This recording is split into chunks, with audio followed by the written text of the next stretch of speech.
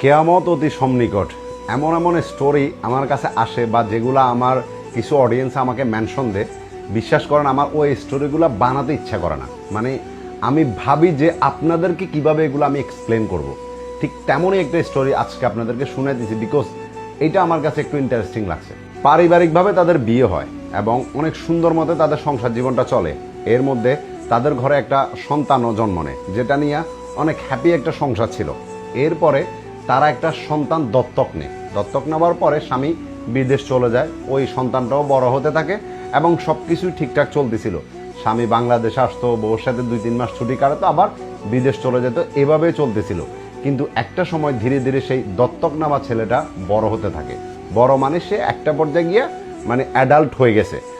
এরপরে যে ঘটনাটা ঘটছে, এটার জন্য বিশ্বাস করেন ভাই আমি প্রস্তুত ছিলাম না। মানে স্বামী বুঝে গেছে যে বউ কারোর সাথে পরকীয়া করতেছে এবং এটা নিয়ে পারিবারিকভাবে ঝগড়াঝাটি চলতেই থাকে। একটা সময় স্বামী বলল যে সে বাংলাদেশে আসবে, ঠিক আছে। তো বউ কি করলো, বাংলাদেশে স্বামী আসবে এটা শুনে বউ কি করছে, সাথে সাথে স্বামীকে ডিভোর্স দিয়ে দিছে। বউ সেই পরকীয়া প্রেমিকের সাথে চলে গেছে এবং তারা দুজন গিয়া নতুন করে বিয়ে করে সংসার মানে করতেছিল, সবকিছু ভালো চলতেছিল। কিন্তু স্বামী যাকে নিয়ে সন্দেহ করছে যে তার বউ যার সাথে পরকীয়া করতেছে, এইটা স্বামীর ভিতরে তখন থেকেই ক্ষুদুর বুদুর করতেছিল। এবং স্বামী বিদেশ থাকা অবস্থায় মোটামুটি খোঁজ খবর নেওয়ার পরে স্বামী আরও ফাইনাল হয়ে গেছে যে যেটা সে চিন্তা করছে তার ওয়াইফ ওইটাই করতেছিল। এবং এই জন্য সে কী করলো, বিদেশ থেকে বাংলাদেশে আসছে। আসার পরে নিজের বউকে হাতে নাতে ধরছে কার সাথে জানেন? সেই দত্তক নেওয়া সৎ ছেলেটাকে, যাকে নিজের ছেলে হিসেবে বড় করবে এটা চিন্তা করে দত্তক নিয়েছিল, সেই পালিত ছেলের সাথে সৎ মা বলতে পারেন, যেটা বলবেন বলেন, ওই মা পরকীয়া সম্পর্কে লিপ্ত হয়ে পড়ে এবং ওই ছেলেটাকেই মা বিয়ে করে এবং বিয়ে করে তারা সংসার করতেছিল। হাজবেন্ড যখন বিদেশ থেকে আসলো, আসার পরে হাতে নাতে ধরছে এবং এলাকাবাসী সবাইকে যখন বিষয়টা জানাইছে, তখন সবাই আসলে অবাক হয়ে গেছে। বিকজ হাজবেন্ড যদি এটা প্রথম থেকেই জানতো যে তার বউ এমন কিছু করতেছে, কিন্তু এইটা তার ভিতরে বিন্দু পরিমাণও সন্দেহ আসে না যে সেই ছেলেটার সাথে তার বউ পরকীয়া করতেছে, যাকে সে নিজের সন্তানের মতো পালন করবে বলে তাদের ঘরের মধ্যে ঠাঁই দিছিল। আর সেই ছেলেটার চেহারা তো অবশ্যই আপনারা দেখতেছেন।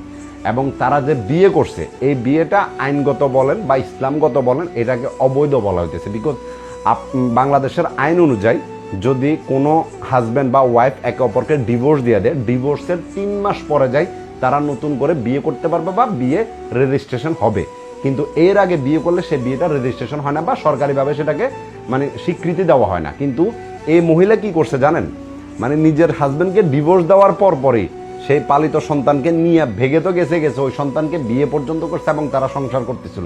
শুধু এতটুকু করছে এটা না, বিদেশ থাকা হাজবেন্ড যে স্বর্ণ গয়না টাকা পয়সা যা কিছু ছিল সব কিছু নিয়েই একদম ওই পালিত সন্তানকে নিয়ে ভেগে গেছে এবং তারা নতুন করে সংসার করতেছিল।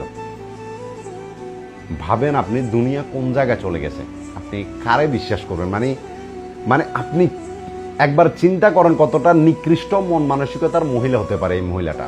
মানে সন্তানটাকে নিয়ে আসছিল কেন? একটা সুন্দর ভবিষ্যৎ দিবে, সে সন্তানটাকে নিজের সন্তানের মতো করে পালন করতেছিল। আর সেই সন্তানটা কি করছে তাদের সংসারের মধ্যে একবার চিন্তা করে দেখেন। আসলে মানে দুনিয়াতে যেগুলো চলতেছে এগুলো যদি আমি সব আপনাদেরকে বলি বা যে স্টোরি আমার কাছে আসে, আপনাদের আমার উপর থেকে বিশ্বাস উঠে যাবে।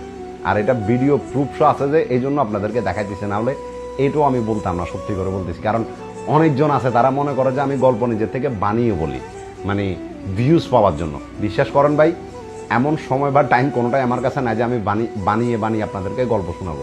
যেটা চলতেছে বর্তমান সমাজে এটা আপনাদেরকে বলতেছি।